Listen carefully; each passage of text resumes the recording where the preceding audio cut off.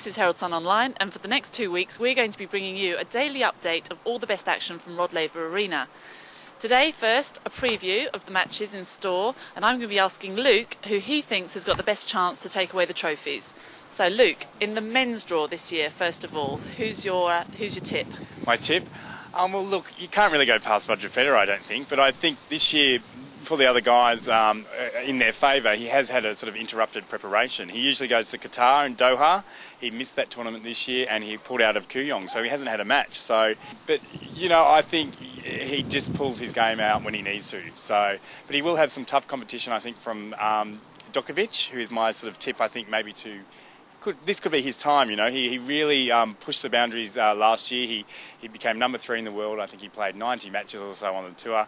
And so I think he could be the real threat. And, of course, you've got Nadal. But I think Nadal, he's a clay court player, basically. And I think he's struggled in Melbourne before. He's never really made it. Gonzalez, after the Australian Open last year, he made the final and we all thought, well, yeah, he's going to really challenge him. He sort of did. He made the top 10, but it wasn't... he didn't really challenge. So, I mean, the Australian Open was his best result by far. You know, he struggled in the other Grand Slams. He's due to meet Roger in the quarterfinals. And I think he's a flashy player. So, you know, he could trouble him. But I think when it comes down to it, Roger will probably easily walk over him. That's my opinion anyway. In the second half of the draw, we've got Roddick and Nadal. Yes. Power games. Yeah. Who's the more powerful? Well, I think Roddick's the more powerful, but he actually struggles in Melbourne as well. You know, he never really hits his stride. Mr. Hewitt taking on Mr. Bagdatis. Tough one for the crowd. Who's that going to be tough one for the player? Well, he might not even make it, you know. Like, Leighton has got a very, very tough draw. He wouldn't be happy. I mean, you know, he's lost in Sydney. He lost early in Sydney and Adelaide, so he hasn't been playing the best.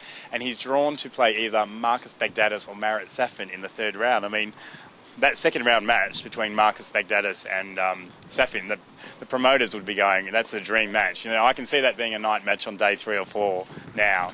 And the winner, of course, to play Hewitt is going to be, you know, it may as well be a grand final because Bagdatis is so popular in Australia.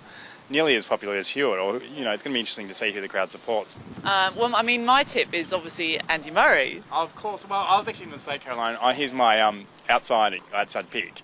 You know, I thought you were going to ask that. You haven't yet.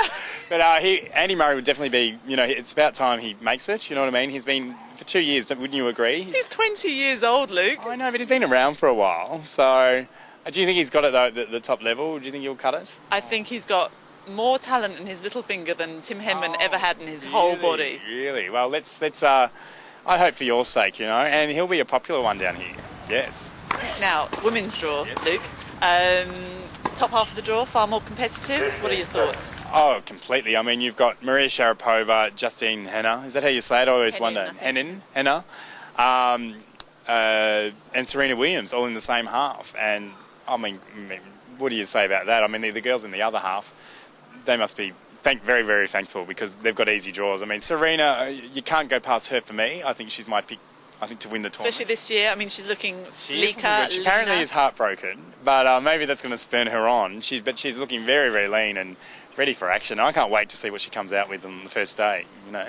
Okay. Do you think a broken heart will help the tennis or hinder? Also her outfit. I mean, she's known for coming out on the first day. Last year it was a lime green number, you know, which was outstanding, I thought, you know. So I'm sure... You think she won the match before she hit a ball? Yeah, Nike have definitely got something in store for her. Okay. So. Aussies, anyone to look out for? Yeah, well, we haven't had the best time, really. Although Chris Guccione did extraordinarily well in Sydney last week, you know. He defeated some big names. Okay. And so he's one to watch. Hewitt, for me, I don't know. I think Hewitt, I'm hopeful that he's going to do well, you know. Like, I think...